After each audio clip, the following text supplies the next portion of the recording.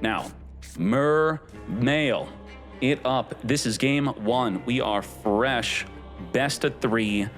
Now, going second with the man is not good. You got to go first. This did very well in a YCS, and then people criticized the player saying that he won the majority of his coin flips to go first in the best of 3. So maybe he did have a weighted coin or some nonsense. There can only be one winner, and you're looking at it. Let's go. 1 for 1. We have Maxi double impermanence. Let's Maxi it up. Now, if Mermail wants to discard cards from your hand, you don't want to over special summon as they're going to continually gain cards in the freaking hand. We have evenly match. Let's freaking go. Imperm negate. Now the cost is still to send the Dragoons to search the deck, but the effect we negated is to also search the deck. Instead of search twice, just search once. They're going to have to end their turn soon. There's no way they're summoning that Poseidra. There we go. Set Imperm pass. In the hand, 0 disruption. In the grave, 0 disruption. This is just 1 impermanence. Ooh, a loss off the top of the deck. We got the man on summon attempting to search the deck. We didn't want to evenly match banish 1 card when we could just battle over the Abyss. We know that they're very likely going to banish that. Now, to battle, let's clean it up, and let's set up our back row to just have that. Now, this card, I believe, does nothing. Negate the effects of face-up cards your opponent controls up to the number of other continuous traps, which is 0. So we just have impermanence. 1 impermanence, nothing else. Oh boy. And the imperm's gonna be forced on Poseidra. You have to, well, it's not exactly forced. There's gonna be a 50-50. We hit the right card here. We're targeting the impermanence. How do you hit the 50-50? The 50-50 got hit. Return the imperm back to the hand, and now we lose. We can't even activate Fool Loss. Okay, let's speed this up as Mermail absolutely dominates the man. Wow, let's discard them. Oh, you play Fool Loss and evenly? Noted for game 2. Thank you. I'm joking, the Fiend. It's not like that. All right, let's hop into game 2. Retaliating Sea is... I mean, you know, if it weren't for Fool Loss, maybe you'd set this, because when Sense of the Grave searching for a Max C could be pretty good. As they're going to be summoning the Abyss Tias, we're going to imperm negate the search mate. Now, the card to be discarded is not triggering for any card effect whatsoever. The big question is, how good is this small world? It's got to get to our Abyss 100%. There we go. Abyss, Atlantean Prince is here. With the Prince, we're going to send from the deck Dragoons to search our deck to then further search our deck. Again, we have the Shadow Squad plus the Abyss Shrine. Abyss Shrine's going to attempt to summon from the deck. We're going to do it. Now, the big problem here is Nibiru. We have the big play Super Ancient Deep Sea King. On the 5th summon, we have 8,500 damage, but now we're in the Nibiru zone. We're going to Nibiru right here, right now, as the opponent very likely attempted to end their main phase, cleaning it up. Now, we didn't activate our own Max C against the Nibiru, which would have drawn 2. Interesting. We have the Anubis, which searches for the man. The man searches for the field spell. On activation, we're going to set up the Apophis Trap from the deck, and the man is going to be searching for the Verdict of Anubis, which is not going to be so good against Mermail. It negates a spell and trap card. Or, yeah, just a spell and trap card, not a monster. Now we're going to be summoning the Merciless Scorpion by banishing a level 10 from the deck. The Temple of the Kings will allow a newly set card to be activated right away, and we're going to maxi in response to the trap summoning from the back. We're going to chain Super Polymerization to fuse away with that token. The token is, token in Nibiru, Light and Light, Garura, 3,000 damage, so this is additional 15. Now it is not enough still. Wait, I can't math, that is enough. Boom, 3K to the face. Let's hop into game 3. With the non-turn 1, we had absolutely freaking nothing, but we were able to push them into the Nibiru play. Now, Nibiru is going to be a lot more prevalent in the meta, not only because Apollo's gone, but this has synergy with Dracotail because it's a monster hand trap being usable with the Arthalion Fusion Summon, and it has synergy with Odeon, being able to banish this from the deck. So 2 new decks are using Nibiru even more often than usual. Is this stuck to your hand? What is going on here? Nibiru evenly every freaking game? Oh my Jesus. Now, what are the chances that we also play Nibiru? We're going to be negating Fool Loss for sure. Let's go. And then get hit by a big fat Nibiru? Is that going to be the case here? Purge. Now, Purge surely turns off something relevant, right? Dark Water Fire cannot be used the rest of the duel. That's none of our hand. All right. We're going to be activating Food Loss in response to the squad. And of course, we have the Crossout Designate. But then we're going to be playing right into the Nibiru mate. Let's speed this up until the inevitable Nibiru. I mean, we can discard this before we play into Nibiru. If we had the way to discard it, which we don't, we have the Deep Sea King. So if your question is, can they play around this? Well, they got to have the card that discards in the hand to then look at their hand. And right, just like that, we're now in the Nibiru zone as we tribute off their entire field. Wipe it away as we give them a 2400 token. They still have the Veiler in Ash here. Treasure of the freaking Kings. There we go. How many one-card starters does this deck essentially have? It's like a 1.5 card combo deck. I think they're going to have to set the evenly matched to make it a full combo. Ash negating the Treasure of the Kings. Now, you have to have 2 or more set traps in the field or a trap in the graveyard. Since we have a trap in the graveyard, it will be activatable to make the play. Battle Phase Retaliating Sea. If this card, only if summoned this way and then sent to the graveyard. No, it's actually if sent to the graveyard in any way whatsoever. Sent from the field to the graveyard, add Max C from your deck to your freaking hand. Oh my Jesus. Adding a freaking Max C. How disgusting. You can't do this in the TCG, obviously. And in the TCG, they would still play Retaliating Sea. That's how good it was against Dracotail. Negate the Silhouette Rabbit from setting a continuous trap from the deck, sure, as you grab that Max C. So the effect of setting a trap, we already used that effect by having the Purge in the graveyard. Very well done. Wow. Scooping it up. Searched for Max C. All right. Lucius on summon. We're going to Ash negate the Lucius. Now, you could Ash onto the Rahu Dracotail. And boy, did we done goof, because now we don't have Retaliating Sea. Where is it? It's actually in our deck. How's it in our deck? Because Earl GB is going to look at our hand and throw it back in the deck. Damn, I thought we were going to see this. No, it's gone. What did you do? Rahu Dracotail fusing with the deck in hand. We have the Pan and the Femina being sent to the graveyard. We're going to be triggering 3 different effects. Add from the grave, set 2 cards from the deck. We got the Flame, we got the Key 2. Add back the Femina. Let's add the Urgula. Urgula is going to add back the Femina as the Femina uses the Urgula and the Lucius on field to fuse it up. We got the Gulamel here. All these effects in grave would have not triggered if we had Retaliating freaking Sea. And the Mad Lad plays the 3rd trap. In the OCG, they don't like the Sting, but in TCG, they love it.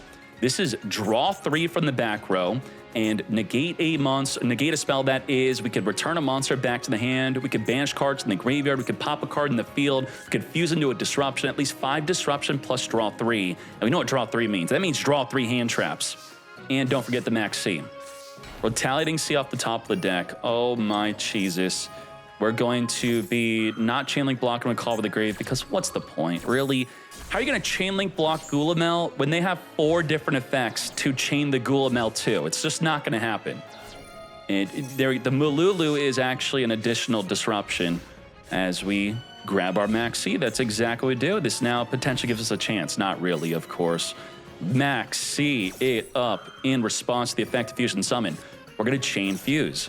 Now, this is interesting. This is quite interesting. This becomes quite technical here.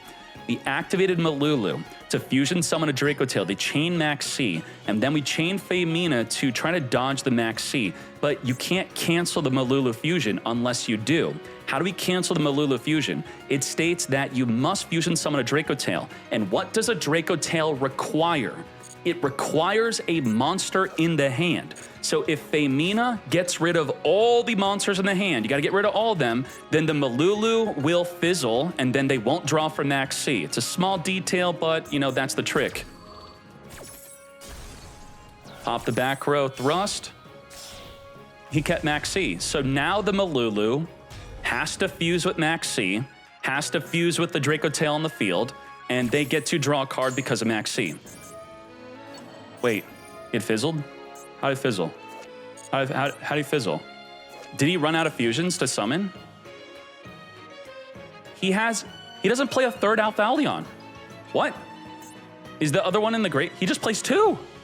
So he fizzled it the old-fashioned way of just not having another Arthalion in the extra. Okay.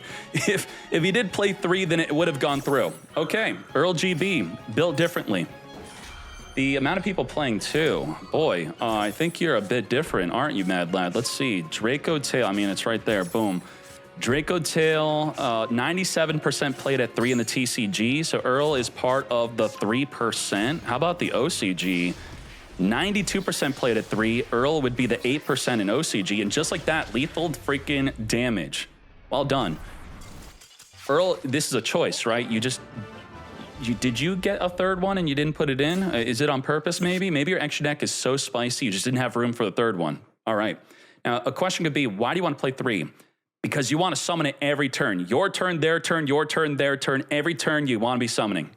That was actually game 3. Boom, that's it, done. All right, let's hop another one. End the turn. What the heck? Okay, we got Imperm, we got Dominators.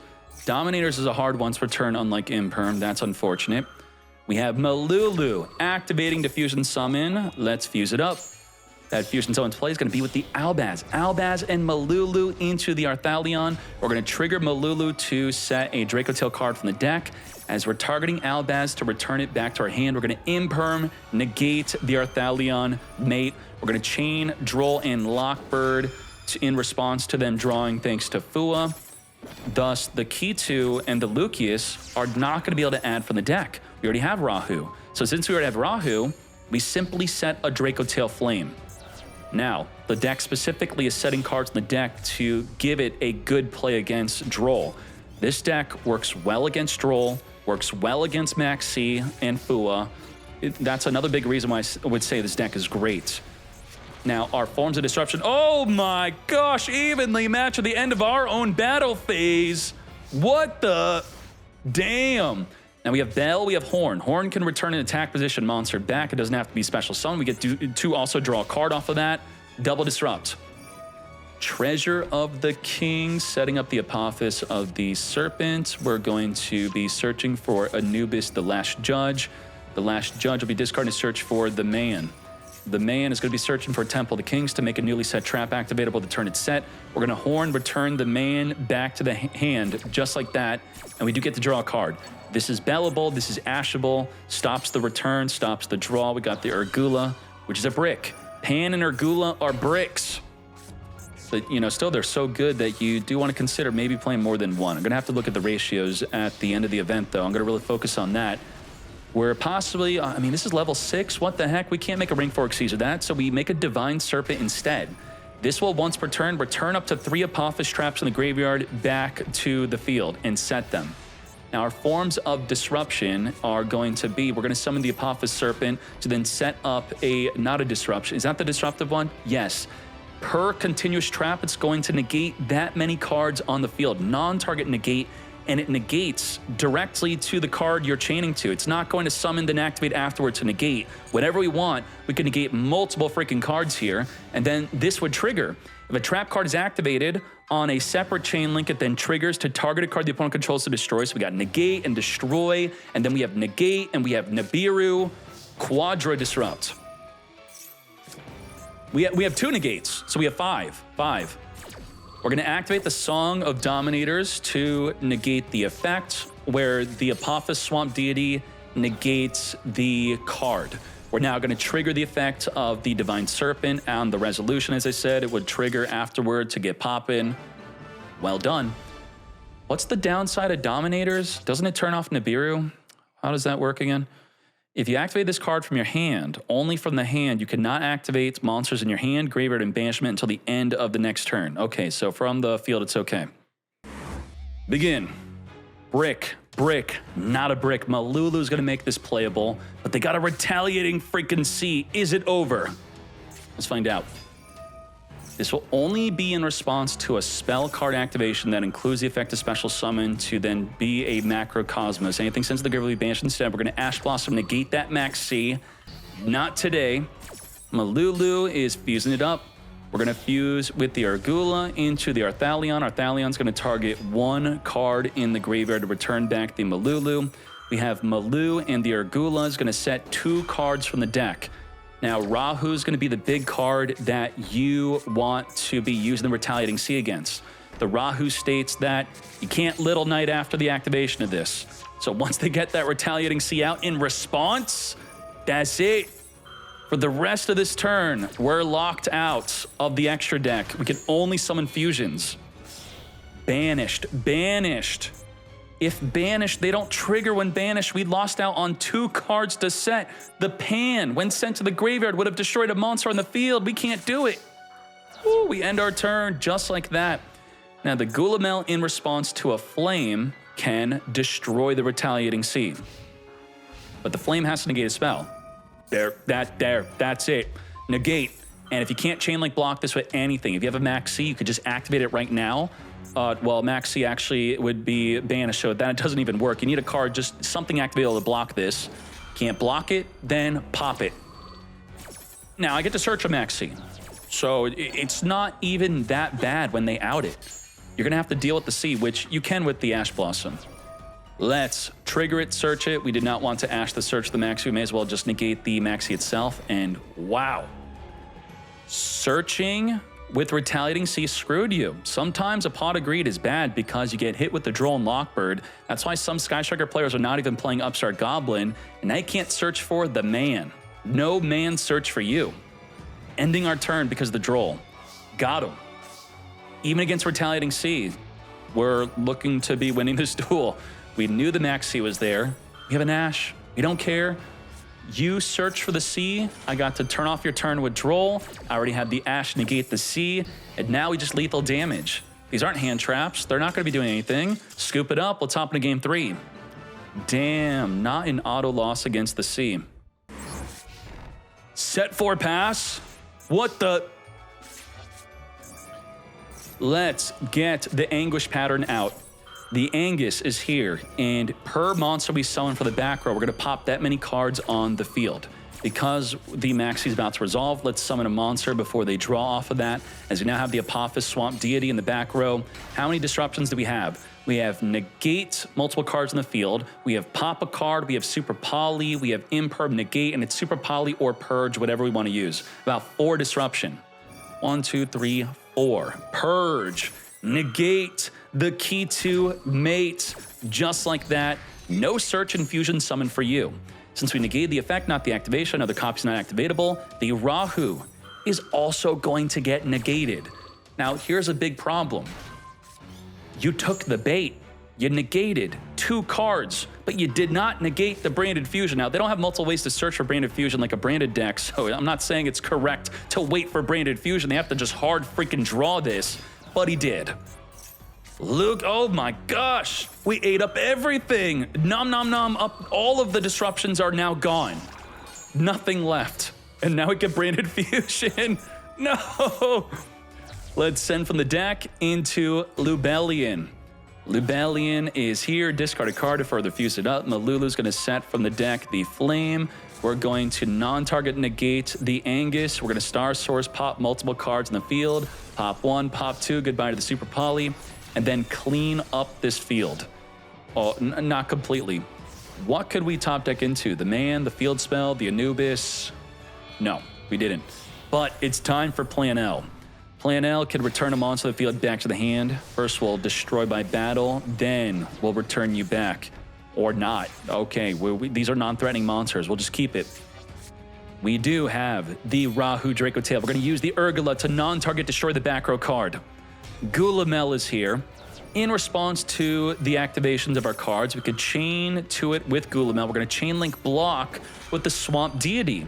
Swamp Deity ensuring that Gulamel is not activatable here. Well done.